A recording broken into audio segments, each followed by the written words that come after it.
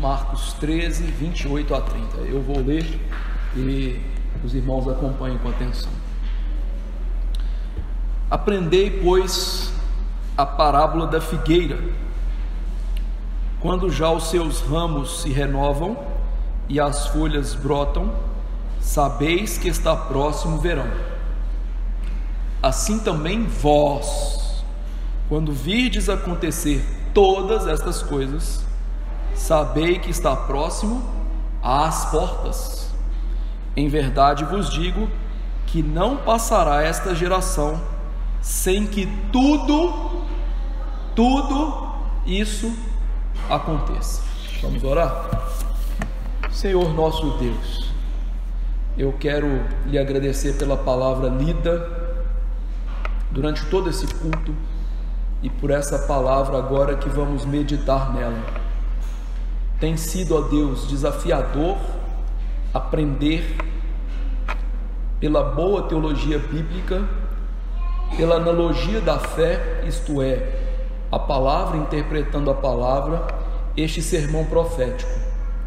Uma vez que durante anos e anos, inclusive eu, todos nós, fomos ensinados, ó Deus, de maneira equivocada, pensando que esse discurso do Teu Filho era para os nossos dias. E eu te agradeço porque o Espírito Santo não tem deixado pedra sobre pedra que não está sendo derribada no nosso coração quanto a isso. Estamos revendo conceitos, estamos, ó Deus, meditando sobre essas coisas, nossos corações têm sido edificados, apesar de todos os pressupostos quebrados e da antiga visão que está sendo deixada para trás. E nessa noite, que o Senhor nos abençoe, para que ao terminar essa primeira parte do sermão profético, essa visão preterista, isto é, que esse sermão era para os dias de Jesus até aqui, seja solidificada e que nós aprendamos com a parábola da figueira, para que, ainda que estas coisas já tenham acontecido naqueles dias, para que sejamos vigilantes nos nossos dias. Que o Senhor nos dê graça, que o Senhor nos fortaleça, que o Senhor me dê sabedoria, ó Deus, para sedimentar esse ensino e que nós sejamos levados a contemplar a glória do Teu Filho amado Jesus Cristo. E que este sermão sirva para isso, glorificar o nome do único que é digno de louvor, de honra e de glória, o Senhor, por meio de Jesus Cristo. E é no nome dele que nós oramos. Amém.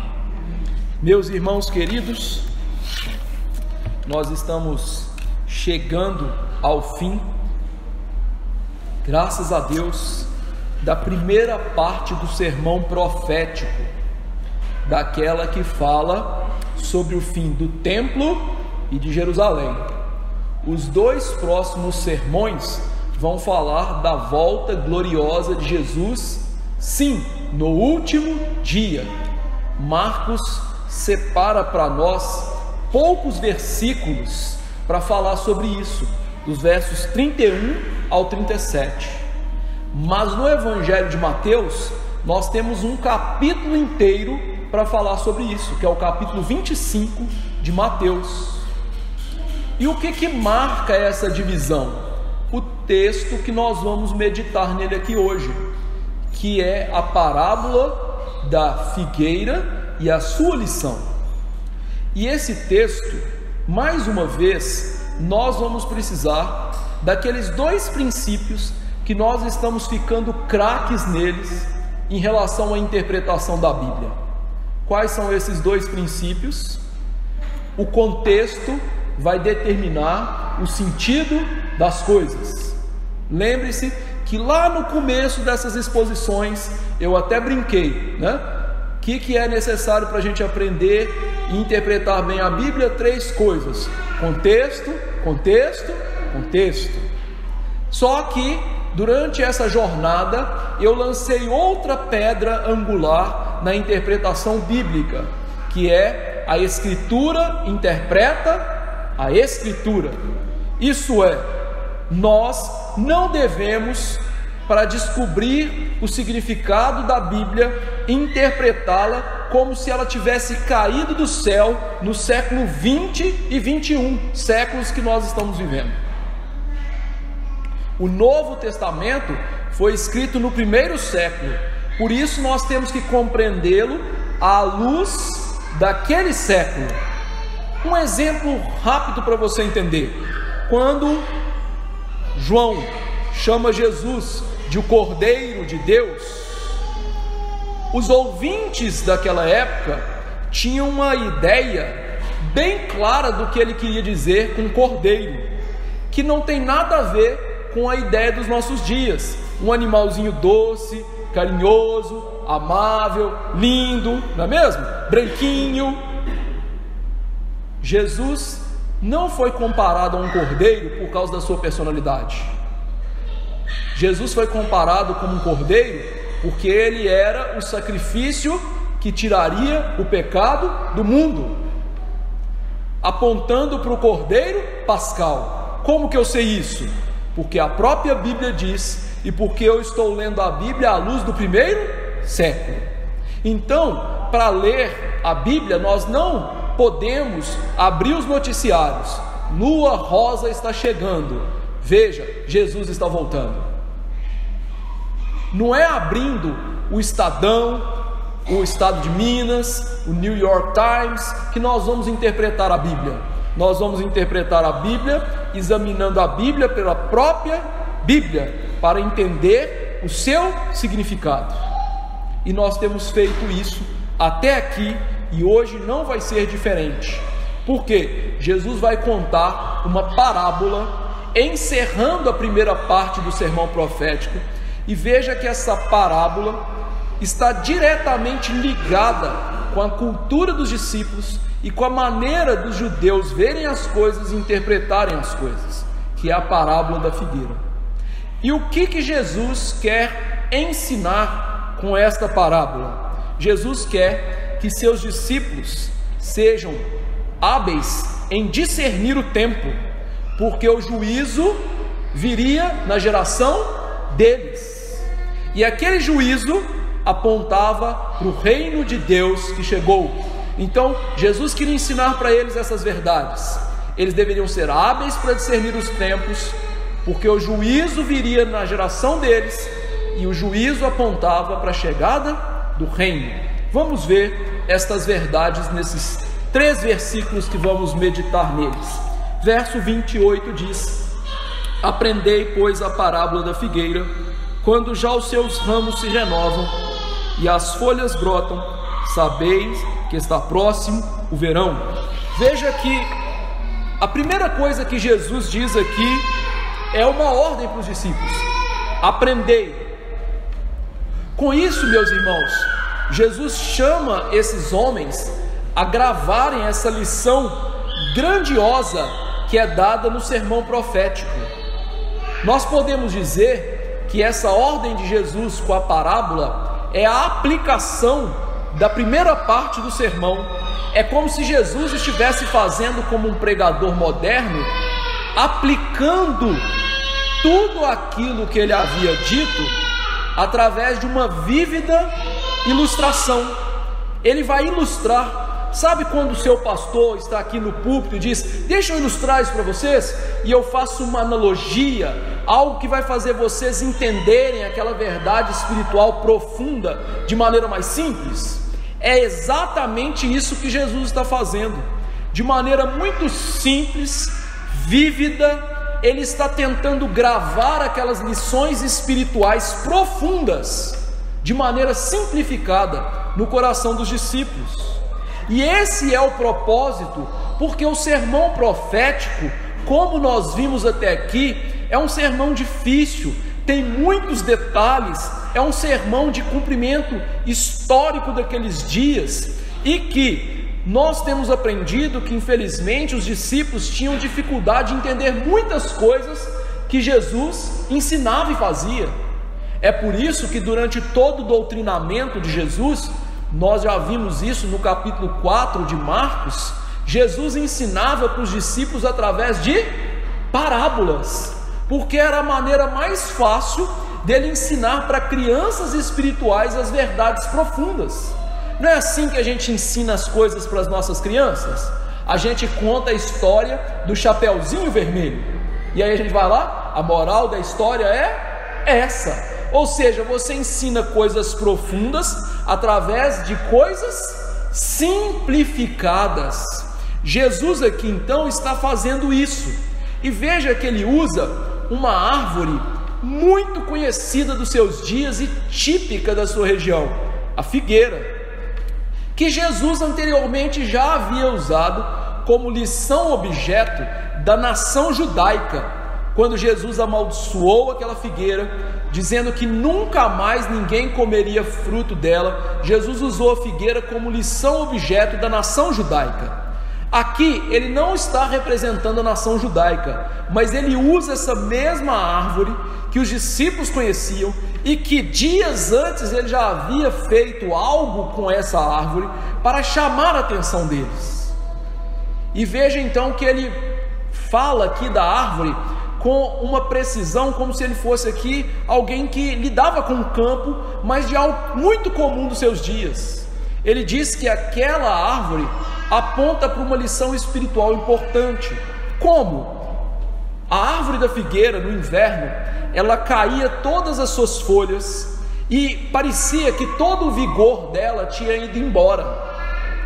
E quando então o longo inverno frio e chuvoso da Palestina ia se findando, a figueira começava a renovar-se, vinham novos brotos e surgiam folhas verdinhas até a produção de figos. Então aquela árvore servia como um marcador temporal interessante. Isso é, um judeu daqueles dias, se ele quisesse saber que o verão estivesse se aproximando, já que eles não tinham calendário igual nós para ficar marcando na folhinha, né? Não tinha relógio, calendário perpétuo, né? Da IWC, coisa cara, né? O que eles faziam? Eles observavam as coisas do dia. E uma das coisas que eles observavam era a figueira, porque quando eles viam a figueira mudando, eles sabiam o que? Está chegando o verão. Então, eles podiam discernir o tempo através da figueira. E a lição é essa: os discípulos poderiam discernir o tempo das coisas que Jesus havia dito. Ou seja, se vocês forem observadores, cuidadosos daquilo que eu disse, vocês vão poder discernir o tempo, assim como vocês conseguem discernir que o verão está chegando por causa das figueiras. E veja que discernir o tempo é algo que Jesus deseja para os seus discípulos, e é algo que Jesus censurou os judeus dos seus dias, que eles não conseguiam fazer. Lá em Mateus 16, verso 2 e 3, Jesus diz assim: ele porém lhes respondeu: chegada a tarde dizeis, haverá bom tempo, porque o céu está avermelhado. Hoje haverá tempestade, porque o céu está de um vermelho sombrio. Sabeis na verdade discernir o aspecto do céu, e não podeis discernir os sinais dos tempos?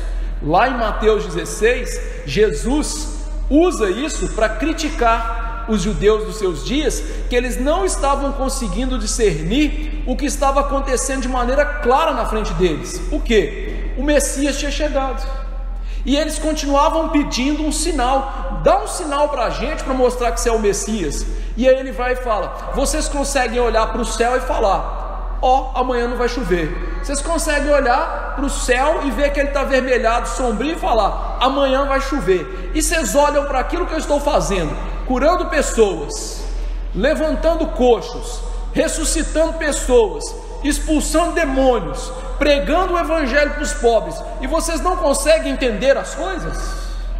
Então, sempre foi uma crítica de Jesus em relação aos seus contemporâneos, que eles não conseguiam entender as coisas espirituais, apesar de entender as coisas dessa vida. E Jesus então, ao trazer essa lição, ele não quer que os discípulos sejam como os judeus dos seus dias, porque os judeus dos seus dias, por não saberem interpretar as coisas espirituais que estavam acontecendo, rejeitaram Jesus e iriam matar Jesus. Então ele deseja que eles aprendam essa verdade e apliquem à vida deles, porque tanto a vida espiritual deles quanto a vida física deles depende dessa interpretação boa das coisas que estavam acontecendo. E Jesus então não quer que eles sejam tolos para se juntarem à rebelião judaica que viria, porque não entenderam que Jesus estava julgando aquela geração má e adúltera. Jesus não queria que aqueles irmãos padecessem o juízo que iria cair, que não era deles, era um juízo para a nação má e adúltera que havia rejeitado a ele. Então Jesus explica a parábola para deixar ainda mais claro o que ele quer dizer para os discípulos. Por isso o verso 29 é uma explicação do que ele havia dito: assim também vós, quando virdes acontecer essas coisas, sabei que está próximo a porta. Veja o paralelismo que Jesus faz. Lembre-se, irmãos, Jesus é um judeu, e o judeu muitas vezes ele pensava através de paralelismos. Ele dizia a mesma verdade duas vezes, com palavras diferentes, querendo fixar uma lição. Então ele usa de um paralelismo aqui para explicar. E veja que ele começa essa explicação dizendo: assim também vós. Isso mostra que aquela parábola era uma aplicação ligada aos discípulos. É uma aplicação do sermão profético até aqui que é válida para eles. Eles deveriam aprender a lição. Eles seriam os beneficiados diretos daquela lição toda sobre destruição e juízo que estava para vir. Então Jesus aqui não estava falando diretamente para nós, ele estava falando diretamente para os apóstolos. Assim também vocês. A aplicação é para vocês. E o que eles deveriam fazer quando vocês virem todas essas coisas acontecerem? Veja, essa é mais uma marcação que Jesus não está falando para nós. Você viu Jerusalém ser destruída? Você viu a grande apostasia da igreja? Você viu os terremotos e fomes nos dias dos apóstolos? Você viu o abominável da desolação, ou seja, os romanos circundando Jerusalém? Não. Então, quem deveria ver? Os apóstolos. Quando vocês verem essas coisas. E o que eles viriam? Tudo aquilo que Jesus disse até aqui. Eram 7 sinais. Marcos não registra todos eles. Marcos não registra, por exemplo, a grande apostasia que Mateus registra. Mas Marcos registra 6 sinais que eles deveriam ver, observar, e então ao observar aquilo, eles iam saber o que? O verão está próximo, ou seja, tudo está para acontecer. O que eles deveriam observar? Primeiro sinal, está lá no verso 6, diz assim: muitos virão em meu nome dizendo, sou eu, e enganarão a muitos. A primeira coisa que os apóstolos veriam era, naquele tempo, nos seus dias, falsos cristos, falsos salvadores apareceriam. Eles pregariam que Jerusalém e o templo não seriam destruídos, que na verdade o grande império romano seria derrotado pelos judeus e que um rei dentre eles surgiria, e aquele rei se assentaria no trono de Davi e governaria o mundo a partir de Jerusalém. A ideia deles era que a expectativa messiânica de um reino político havia chegado nos seus dias. Então, quando os apóstolos vissem falsos cristos pregando essa verdade, eles deveriam entender: está chegando o verão. Quando nós expusemos esse texto, nós vimos que no livro de Atos, 2 desses homens são registrados quando Ben Gamaliel defende a igreja em relação ao sinédrio. Ele fala de Judas e de um tal de Teudas, que sublevaram o povo judeu contra Roma e foram massacrados. O segundo sinal está lá no verso 7, que diz: quando porém ouvirdes falar de guerras e rumores de guerras, não vos assusteis. O segundo sinal seriam as guerras e rumores de guerras, que, como nós vimos, só seria um sinal lógico para aqueles dias. Afinal, o mundo, desde o fim de Jerusalém, sempre esteve em guerra. Mas o período que Jesus e os apóstolos viveram foi um período sui generis. O mundo conhecido, o mundo romano, estava em paz há muitos anos.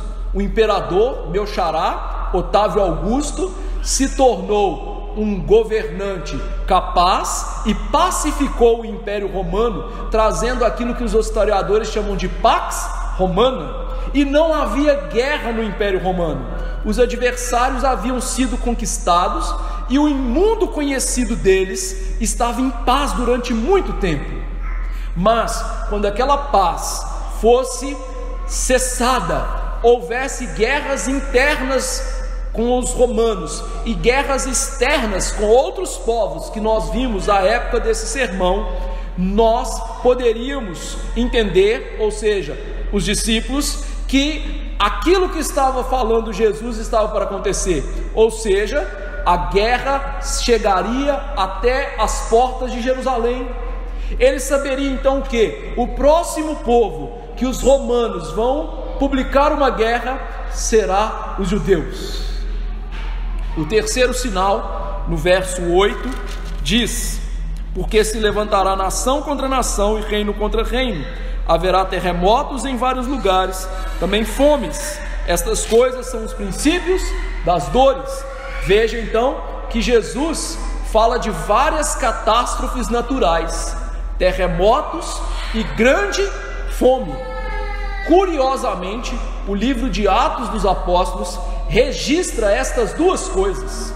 Nós vemos o profeta Ágapo, aquele mesmo que manietou Paulo e disse que ele iria preso para Roma. Aquele mesmo homem profetizou que naqueles dias haveria uma grande fome que cairia sobre o mundo, e de fato isso ocorreu, tanto que o apóstolo Paulo e os seus amigos tiveram que, nas igrejas gentílicas, juntar donativos e mantimentos para ajudar a igreja da Judéia, que havia se enfraquecido e estava passando fome. Além disso, nós vemos aqui os terremotos.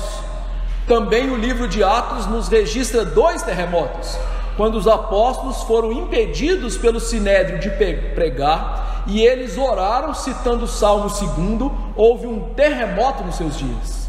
Mais adiante, quando Paulo e Silas estavam em Filipos pregando e foram presos, estavam lá à meia-noite cantando e louvando ao Senhor, veio um grande terremoto e livrou Paulo da cadeia. Esses 2 tipos de evento, essas pestes, essas pragas, são narradas mostrando que estes primeiros sinais seriam o princípio das dores.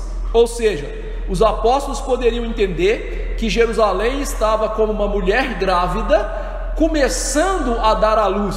À luz de quê? Da sua destruição. O quarto sinal, verso 9, seria a perseguição dos apóstolos. Estai vós de sobreaviso, porque vos entregarão aos tribunais e às sinagogas, sereis açoitados, vos farão comparecer à presença de governadores e reis por minha causa, para lhes servir de testemunho. Ou seja, Jesus mostra aqui que durante a pregação apostólica naquele século, os seus enviados seriam perseguidos tanto pelos seus patrícios, ou seja, os judeus, quanto também pelos romanos. Vocês vão ser odiados de todos. Eles iriam pregar, mas não teriam vida fácil. Eles seriam perseguidos nas sinagogas. E veja que o livro de Atos nos mostra essa dinâmica. Os apóstolos chegavam numa cidade, iam até a sinagoga, pregavam, os judeus não aceitavam a palavra e eles começavam a perseguir os apóstolos. Nós vimos que os judeus fizeram isso em Tessalônica, e Paulo se mudou para Bereia, e eles foram atrás de Paulo na Bereia, e Paulo teve que ir para Atenas, porque os judeus perseguiram o apóstolo. Também nós vimos isso no caso de Diana dos Efésios, que os romanos quiseram pegar Paulo e matá-lo, porque ele estava pregando contra o costume dos romanos, dizendo que aqueles falsos deuses não eram deuses, só há um Deus verdadeiro, o nosso Senhor e Salvador, Jesus Cristo.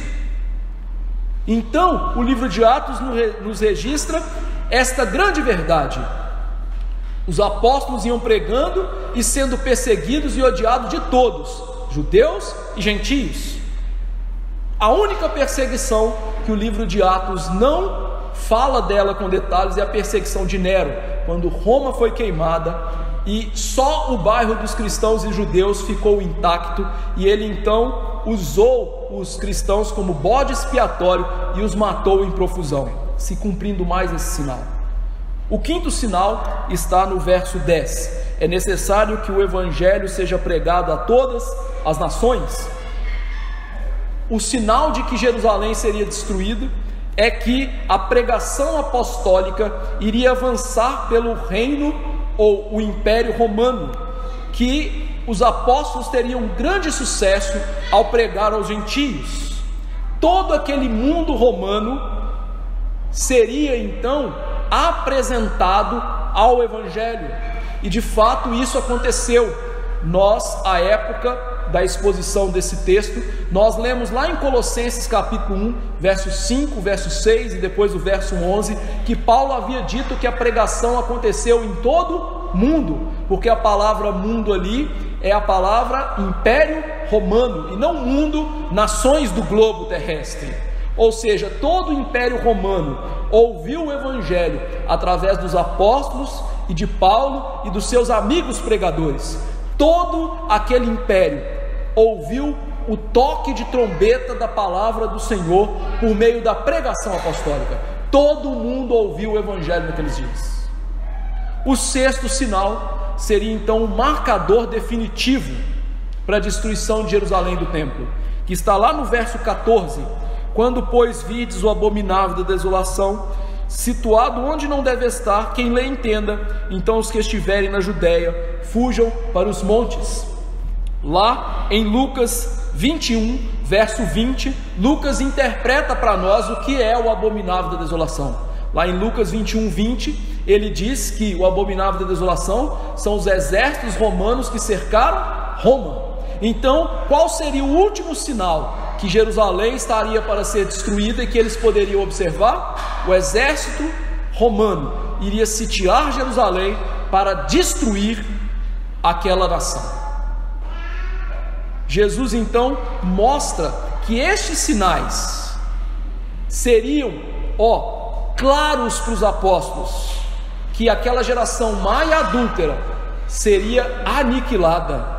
Essa é a parábola da figueira. Ou seja, quando vocês verem os ramos brotando, esses sinais acontecendo, vocês sabem, o verão está próximo. O que é o verão? A destruição daquele povo.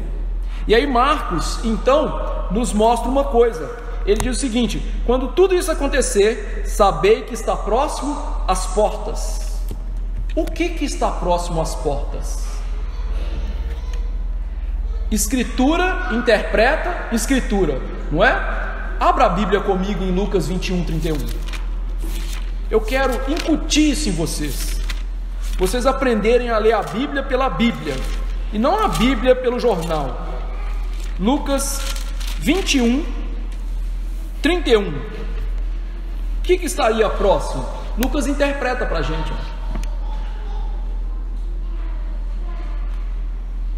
Lucas 21, 31.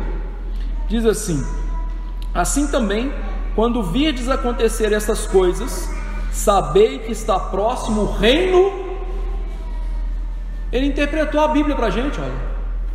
Quando vocês virem tudo isso acontecendo, o que chegou? O reino de Deus. Lembre-se, a pregação de João Batista era: está próximo o reino de Deus. A pregação de Jesus está próximo o reino de Deus. Então a destruição de Jerusalém e do templo seria um marcador de que o reino de Deus chegou. Veja só, Jesus e João Batista pregaram a mesma coisa: o reino chegou. Jesus até disse que se eu expulso os demônios de vocês, vocês sabem que o reino chegou até vocês. Só que, meus irmãos, um reino precisa de um rei que está reinando, não é mesmo? E para que Jesus pudesse reinar como homem, algumas coisas precisavam acontecer. O que precisava de acontecer para Jesus reinar como homem? Porque ele já reinava como Deus. Jesus precisava morrer, ressuscitar, ser levado aos céus e assentar-se à destra de Deus. Ou seja, algumas profecias do Antigo Testamento deveriam se cumprir. Quais? Salmo 110, verso 1: assenta-te à minha direita até que eu ponha os teus inimigos por estrado dos teus pés. Daniel 7, 13 e 14: ele viu chegar o Filho do homem até o ancião de dias, e foi-lhe dado domínio sobre todos os reinos da terra. Salmo 2: pede-me, eu darei as nações por herança. Ou seja, aquelas profecias mostravam que o rei seria entronizado lá no céu, e que o seu reino não teria fim. Seria um reino espiritual sobre todas as nações, que iria sobrepujar todas as nações e encheria a terra. Só que isso começaria do céu para a terra. E aí eu lhe pergunto, como que os apóstolos saberiam que isso tinha acontecido, se não tinha como eles verem o que está acontecendo no céu? Qual seria o sinal? Esse: a destruição de Jerusalém e do templo. Por quê? Porque a destruição de Jerusalém e do templo, Deus estava colocando fim à antiga aliança dada lá no Antigo Testamento. Quando Jerusalém fosse destruída e o templo fosse destruído, a antiga forma de culto através das sombras haveria de acabar. Porque todo o Antigo Testamento é sombra apontando para a realidade que é Jesus Cristo. Eu convido o irmão e irmã a abrirem Colossenses capítulo 2, verso 16 e 17.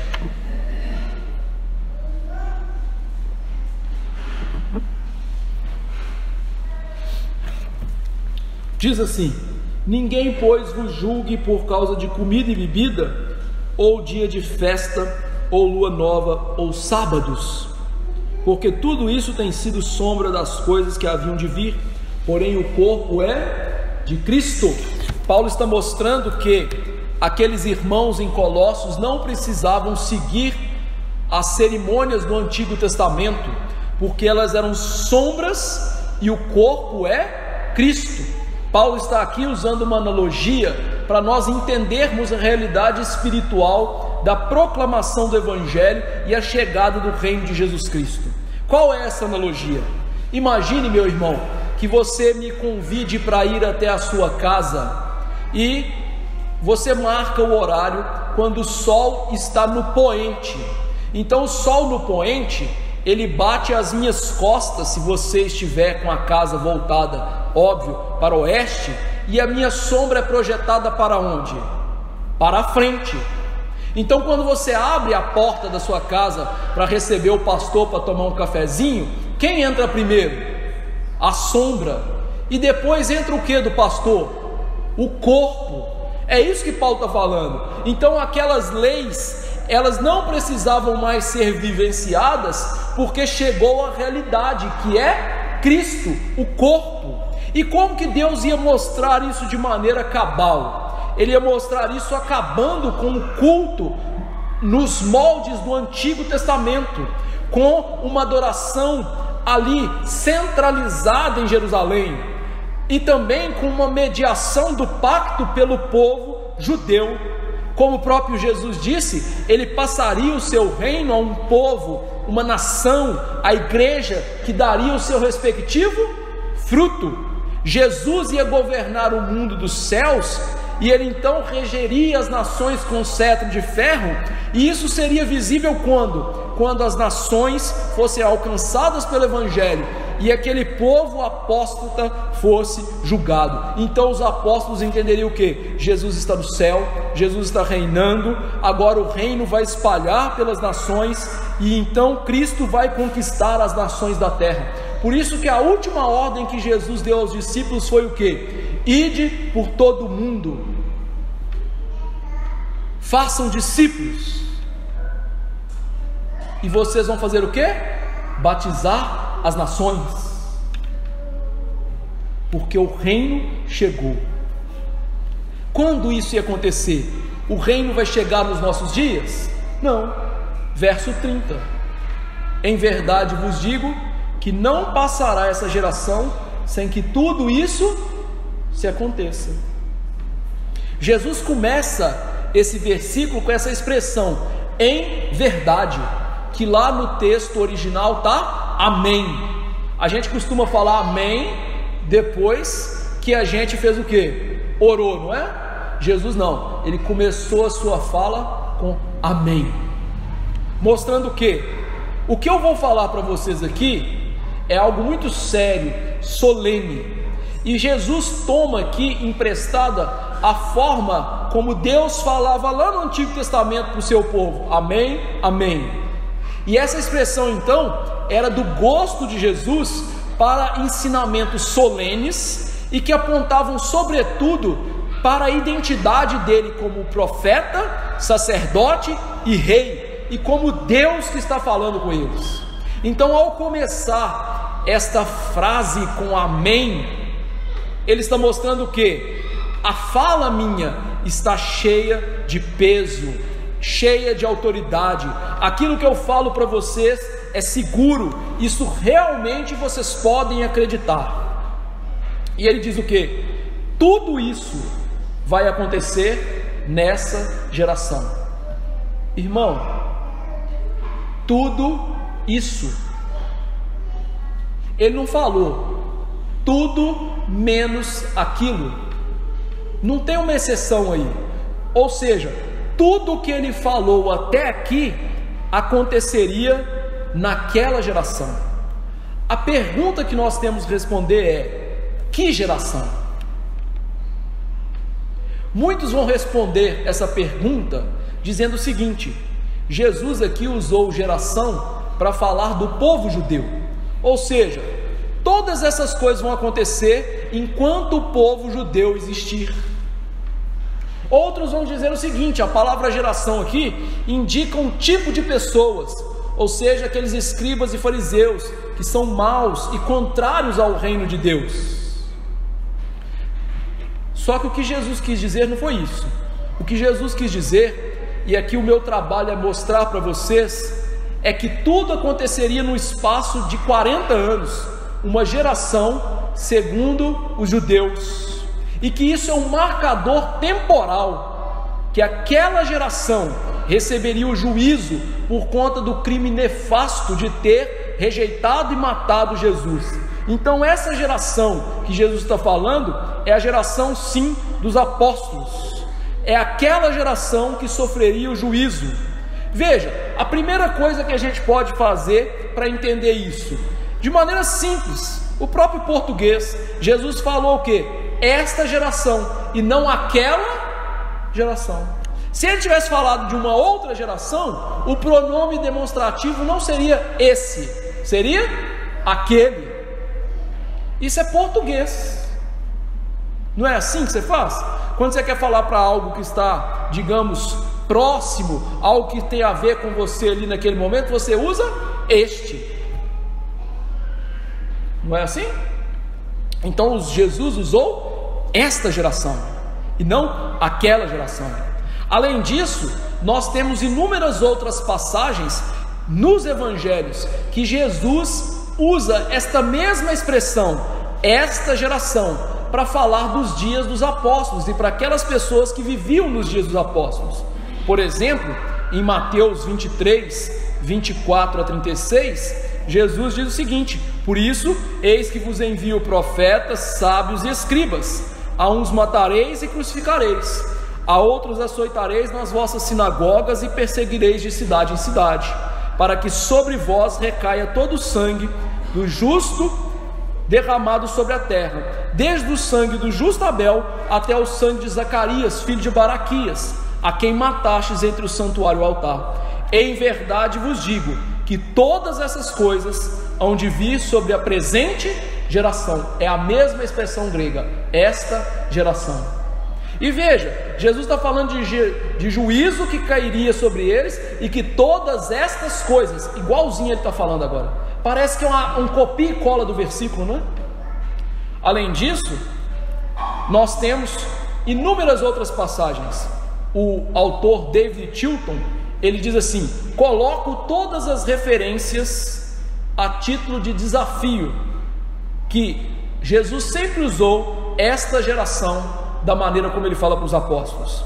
Nós podemos perceber isso em Mateus 1, 17, 11, 16, Mateus 12, 39, 41, 42, 45, Mateus 16, 4, Mateus 17, 17, Mateus 23, 24, Marcos 8, 12, 38, Marcos 9, 19, Marcos 13, 30, Lucas 1, 48 e 50, Lucas 7, 31, Lucas 9, 41, Lucas 11, 29, 30, 31, 32 e 50, Lucas 16, 8, 17, 25 e 21, 32. Todas essas passagens, Jesus usa a mesma expressão, esta geração, e todas essas passagens significam o povo que vivia nos dias de Jesus. Faz sentido Jesus agora usar a mesma expressão para falar de outra coisa? Sempre essa expressão usada por Jesus se refere aos contemporâneos de Jesus. Tudo isso vai acontecer nos nossos dias, ele está falando. Sendo assim, nós temos que entender que tudo que Jesus falou de Marcos 13, do verso 4 ao 27, que nós vimos até aqui, iam se cumprir nos dias que os apóstolos viveram. E é isso que a parábola da figueira está ensinando, que tudo aquilo literalmente ia cumprir naqueles dias. E veja, este tipo de ensino é registrado também no Novo Testamento. Lá na Epístola de Tiago, o irmão de Jesus, ele diz a mesma coisa usando as expressões exatas de Jesus. Diz assim: sede, pois, irmãos, pacientes até a vinda do Senhor. Eis que o lavrador espera o precioso fruto da terra, aguardando com paciência até que receba a chuva temporã e serôdia. Sede vós também pacientes, fortalecei os vossos corações, porque já a vinda do Senhor está próxima. Irmãos, não vos queixeis uns contra os outros, para que não sejais condenados. Eis que o juiz está à porta. Perceba que Tiago usou as mesmas expressões de Jesus e o mesmo tipo de ilustração de Jesus, a ilustração da terra. E ele usou a mesma expressão registrada por Marcos, está à porta, e ele usa um marcador temporal, a vinda do Senhor está próxima. Deixa eu fazer uma pequena pergunta para você. Faria sentido eu falar para você assim: olha, eu vou na sua casa próximo, e daqui 2000 anos eu não ter ido na sua casa? Só se eu fosse louco, né? Não faz sentido nenhum. E veja, Tiago está dando uma ordem para eles: sejam pacientes, Jesus está vindo, o juiz está à porta. Meus irmãos, não faria sentido nenhum se Tiago tivesse falado do fim do mundo aqui. Tiago está falando da queda de Jerusalém, usando as mesmas expressões de Jesus. Não faria sentido ele falar para os irmãos lá da igreja, no primeiro século: olha, Jesus está perto, tudo isso vai acontecer milhares de anos depois. Isso não é perto, isso é absurdo, isso é até idiotice, porque você está negando o sentido simples da palavra. Próximo é próximo, não é distante. E aí veja, Tiago, quando ele faz isso, ele está interpretando a parábola da figueira para os seus discípulos. Não satisfeito, João faz o mesmo, Apocalipse 1:1 diz: revelação de Jesus Cristo, o qual Deus lhe deu para mostrar ao seu servo as coisas que em breve devem acontecer. E pelo seu anjo as enviou e notificou a seu servo João as coisas que em breve devem acontecer. As palavras das profecias estão próximas, o tempo está próximo, diz Apocalipse 1:1. João, ainda para nos sedimentar nesse ensino, lá no fim do livro, em Apocalipse 22, ele fala 4 vezes, está próximo. Disse-me ainda: essas palavras são fiéis e verdadeiras. O Senhor, o Deus dos espíritos profetas, enviou o seu anjo para mostrar aos seus servos as coisas que em breve devem acontecer. Eis que venho sem demora. Bem-aventurado aquele que guarda as palavras da profecia deste livro. Disse-me ainda: não cele as palavras da profecia desse livro, porque o tempo está próximo. Continue o injusto fazendo injustiça, continue o imundo sendo imundo, o justo continue a prática da justiça, o santo continue a santificar-se. Eis que venho sem demora. Olha só, 4 vezes ele usou a mesma coisa: está próximo, vem sem demora.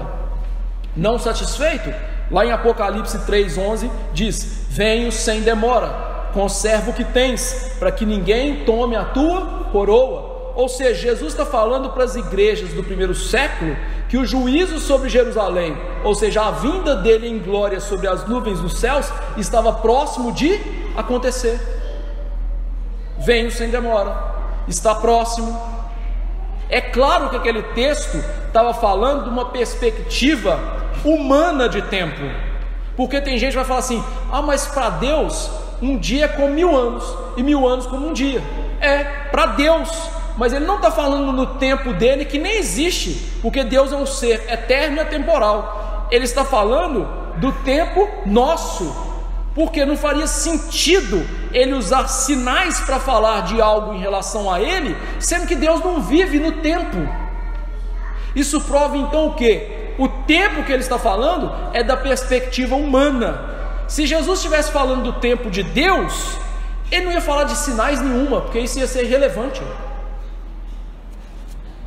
Então ele está falando de coisas que eles deveriam observar, que estavam próximas de acontecer com eles. Jesus deu o sinal para os homens da destruição que ia acontecer, e esse é o sentido da parábola. Quando vocês virem isso, sabei que está próximo o verão. Portanto, é falacioso a gente argumentar que Jesus estava falando do tempo de Deus. Literalmente, Jesus está falando do tempo dos homens. O pastor presbiteriano Frank Brito diz assim: Jesus disse que homens poderiam saber que a vinda do Filho do Homem para julgar Israel estava próxima, da mesma maneira que eles poderiam saber que o verão estava próximo. Como? Observando os sinais. Então, aqueles que dizem que Jesus está falando com o futuro, não aprenderam a parábola da figueira. E é interessante que Deus sempre criticou o seu povo pela lerdeza espiritual e entender que as profecias que têm marcadores temporais, os marcadores devem ser observados. O livro do profeta Ezequiel nos ensina isso. Ezequiel 12, 23 e 26 a 28 diz assim: portanto dize-lhes, assim diz o Senhor Deus, farei cessar esse provérbio e já não servirão dele Israel. Ou seja, prolongue-se os dias, não cumpra a profecia. Os dias estão próximos, e próximos o cumprimento de toda a profecia. Veio a mim a palavra do Senhor dizendo: filho do homem, eis que os da casa de Israel dizem: a visão que tem este é para muitos dias, e ele profetiza de tempos que estão muito longe. Portanto dize-lhes, assim diz o Senhor Deus, não será retardada nenhuma das minhas palavras, e a palavra que falei se cumprirá, diz o Senhor dos exércitos. Veja, o povo do dia de Ezequiel estava falando assim: Deus está falando que as coisas vão acontecer rápido. Não vão acontecer rápido.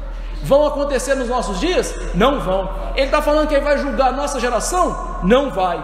E aí Deus diz: se eu falei que está próximo, está próximo.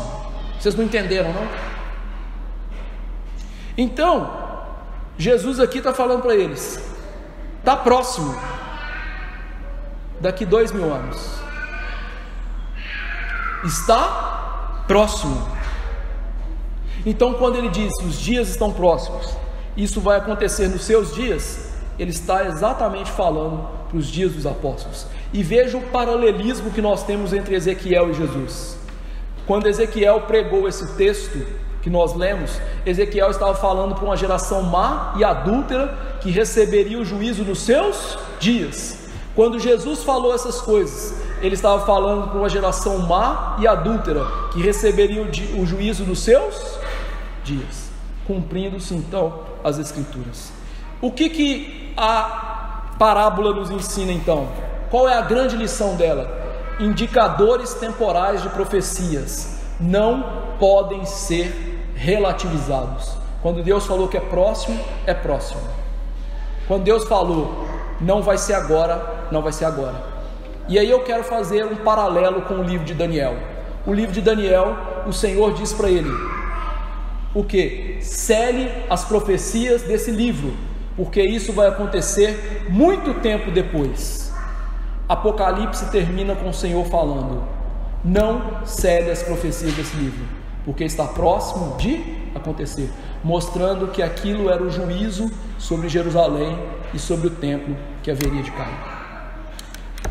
Tudo bem, se isso aí já aconteceu, como é que nós vamos viver isso aí? Chegou a hora, né? Primeira coisa, Jesus disse: aprendam a parábola da figueira. Com isso, Jesus estava chamando os seus discípulos a aprenderem a discernir as coisas. Isso mostra que os crentes precisam ser observadores cuidadosos. Crentes precisam ser estudiosos das coisas de Deus. Nós vivemos num tempo que a ignorância na igreja quase que recebe coroa. As pessoas não conseguem ler um livro para explicar a Bíblia e se acham entendedores da Bíblia. Meu irmão, isso é pecado, isso é presunção. Você abre o YouTube, vê meia pregação de um indivíduo que você nem conhece, de uma linha que você nem sabe o que ele está falando, e acha que entende as coisas. Jesus chama a gente para fazer o quê? Aprendam. Ou seja, é para a gente aprender, estudar, se esforçar. E Jesus criticou os judeus que não queriam aprender. Então tem que acabar essa cultura dentro da igreja, que a gente acha que a gente conhece Bíblia sem estudar. Deixa eu lhe perguntar uma coisa: você entende de engenharia aeroespacial? Nada, né? Bulhufas. Por quê? Você não estudou sobre isso. Então como é que você entende de Bíblia que você não estuda? Você está de brincadeira comigo, né?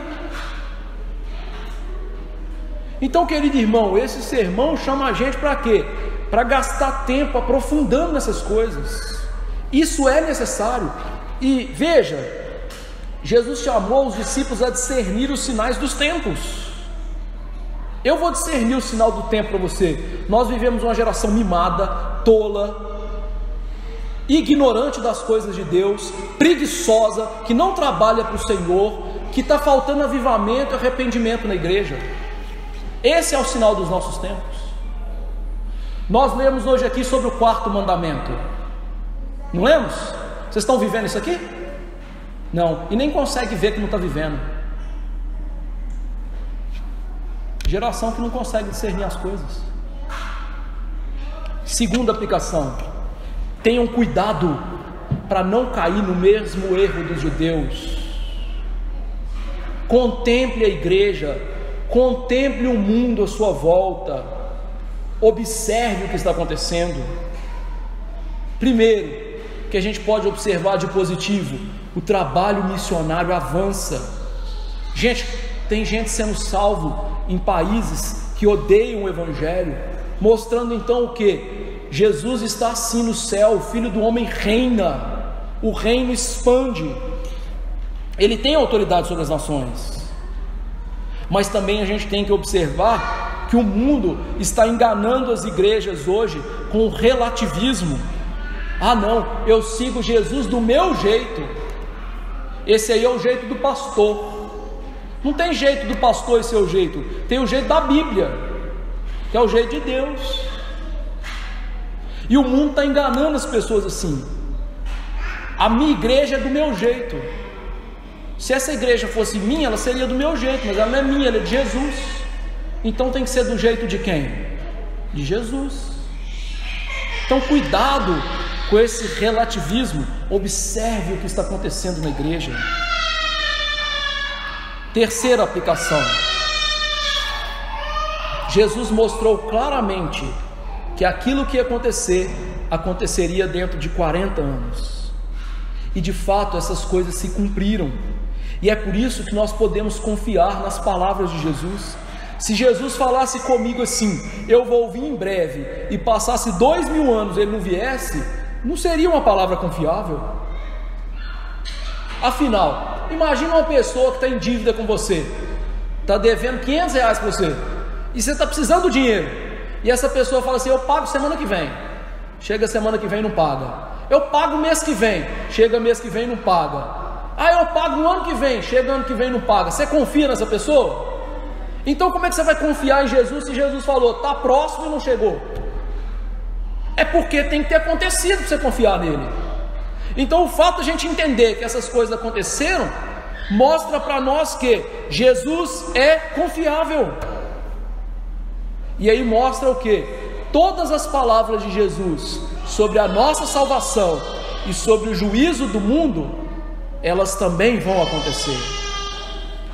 Quarto lugar, esse texto nos enseja então ao discernimento espiritual, a aprender a parábola da figueira. Jesus está chamando cada um de nós hoje a ter discernimento. Lembre-se, Deus disse no passado, o meu povo perece porque falta dinheiro, né? O meu povo perece por falta de carros bons, não é? O meu povo perece por falta de Netflix. O meu povo perece por falta de conhecimento. Conhecimento. E a igreja precisa cada vez mais de conhecimento, da pura pregação, de pastores que deixam de ser indolentes e coniventes com as coisas e se esforçam para ensinar, e de crentes que se esforçam para aprender. Nós precisamos de esforço. O reino de Deus sempre foi tomado com esforço. Não é que a gente faz para a nossa salvação, mas como disse Pedro, é com dificuldade que o justo é salvo. Não é fácil. Quinta aplicação. Todo o sermão profético nos ensina um princípio que foi aplicado aqui hoje: interpretar a Bíblia pela Bíblia. Então, meu irmão, como que você vai começar a ler Bíblia a partir desses sermões? Procurar no jornal o que está se dizendo sobre a Bíblia? Procurar o que a Bíblia fala sobre a Bíblia. Que textos mais claros lançam luz em textos mais difíceis. Pela manhã a gente viu isso, falando sobre o Senhor ser o Salvador de todos os homens, especialmente dos fiéis. Nós vimos que o texto não estava falando que Deus salva todas as pessoas e de maneira especial Ele salva os crentes.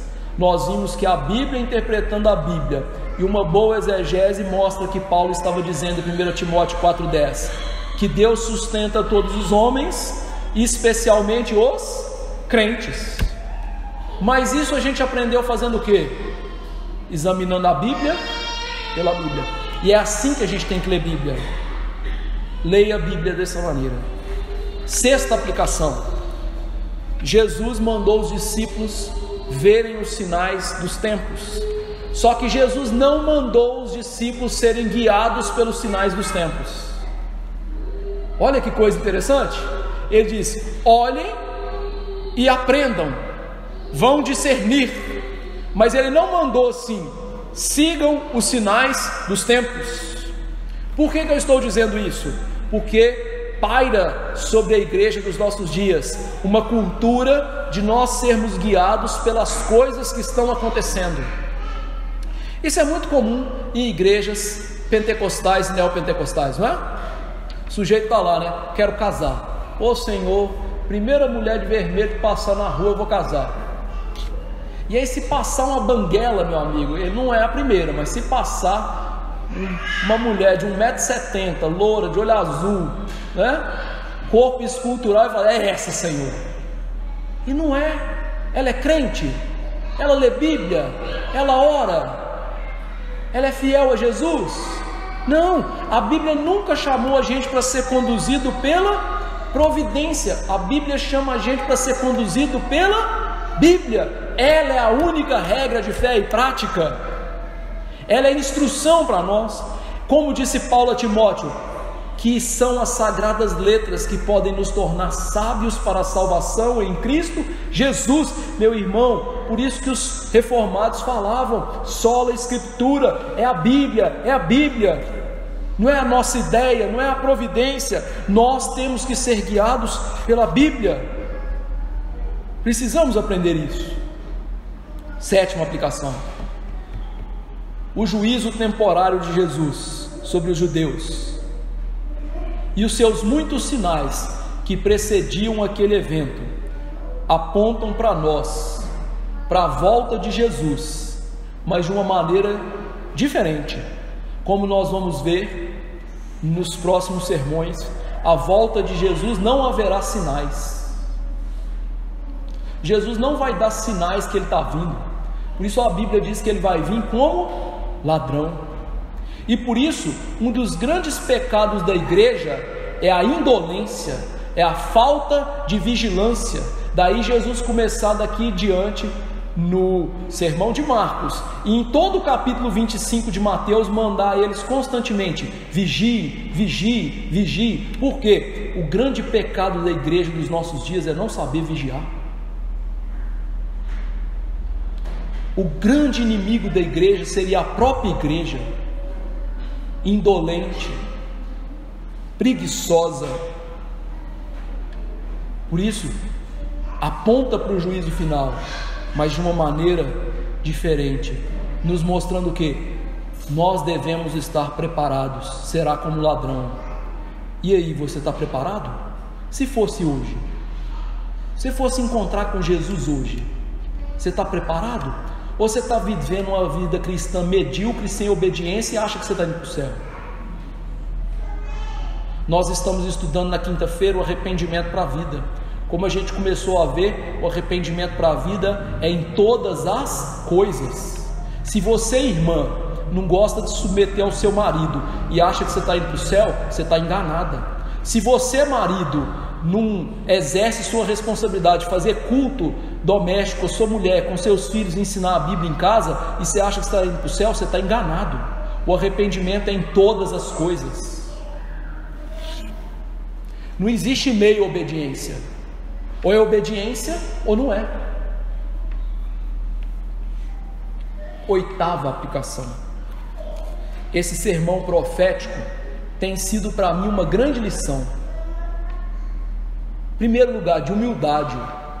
Ele tem me ensinado algumas coisas. Eu não sei tudo da Bíblia, e a cada dia eu tenho que aprender mais e mais. E muito da minha visão escatológica tem mudado graças a esse sermão e as pesquisas e livros que eu tenho lido. E aí eu lhe pergunto: você está disposto a mudar? Eu sou um pastor e tive que rever muitas coisas. Tive que comprar, ler e meditar em muitos livros. Irmãos, nós precisamos de deixar pressupostos bíblicos velhos, errados, para trás, como os discípulos, como o seu pastor está fazendo. Então seja humilde e esteja disposto a aprender todos os dias. Não venha com aquele argumento: eu sempre aprendi assim. Deixa eu te perguntar uma coisa. Imagine que seu avô sempre ensinou para você que tomar manga com leite você vai morrer. É porque ele sempre ensinou assim para você, ele está certo?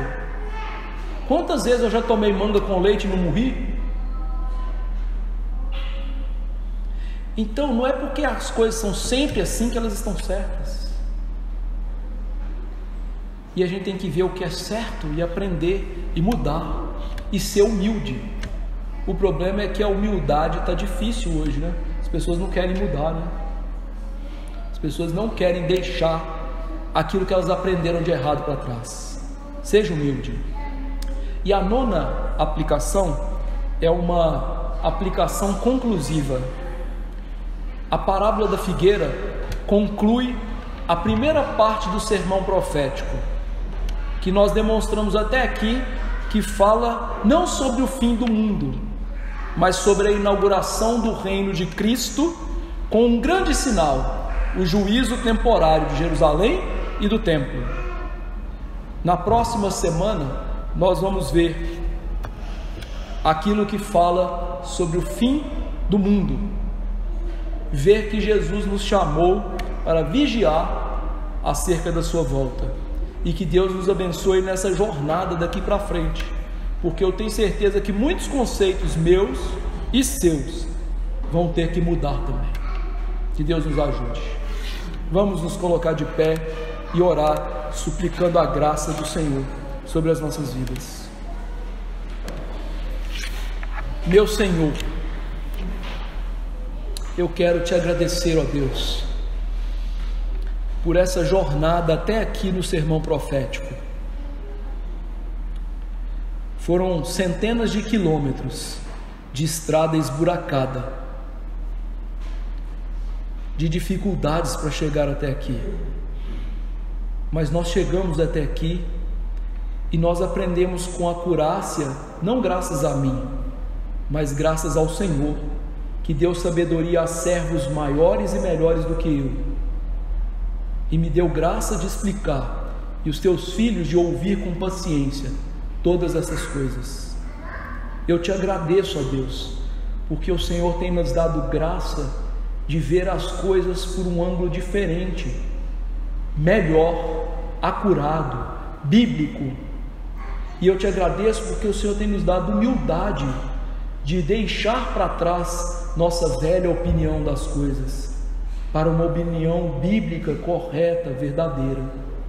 E eu peço a Deus que o Senhor produza em mim e nos meus irmãos humildade suficiente para abandonarmos aqueles conceitos que temos sobre a Bíblia e sobre a maneira bíblica de viver, conceitos que estão errados, que são contrários ao espírito da profecia.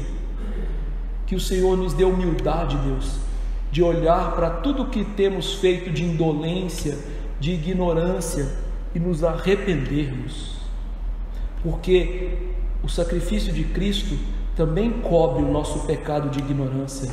Ele é suficiente para todas as coisas.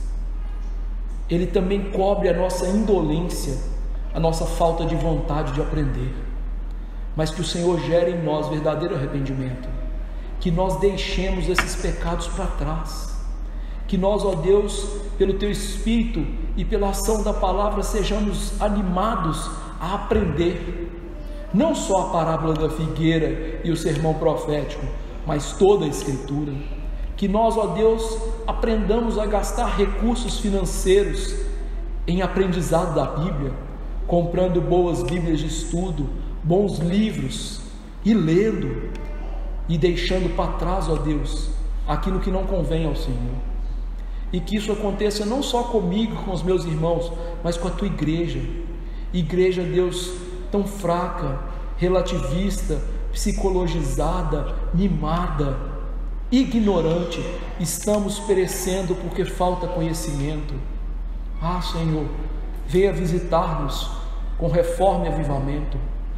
Venha visitar-nos, ó Deus, com uma volta para o Senhor, com um choro santo pelo pecado, com um abandono definitivo das velhas práticas do velho homem. Que nós rompamos, ó Deus, com o pecado e nós nos alinhemos com a justiça de Cristo, imputada a nós e que deve ser praticada pelos mandamentos do Senhor. Que nós deixemos de ser como esses judeus que se enganavam e nós sejamos hábeis espiritualmente para discernir as coisas. Senhor, tenha misericórdia de nós, e eu lhe imploro, nos prepare para o juízo que está vindo, para a volta de Jesus que será como um ladrão. Nos ajude a sermos servos vigilantes, nos ajude a lutar contra o pecado residual que quer nos puxar, como a tua serva orou aqui hoje, para o Netflix, para os filmes, para a tecnologia, e nos puxa para longe das coisas espirituais. Senhor, nos ajude a amar as coisas do Senhor, a viver para o Senhor, a nos dedicar para o Senhor. Nos ajude a aprender a parábola da figueira, que nós saibamos discernir o tempo e que nós tenhamos o coração sábio, que conhece o tempo e o modo das coisas. Senhor, nos ajude, em nome de Jesus, amém. Que a graça do Senhor Jesus, o amor de Deus nosso Pai e a eterna consolação do Espírito estejam com os eleitos hoje e para sempre. Amém.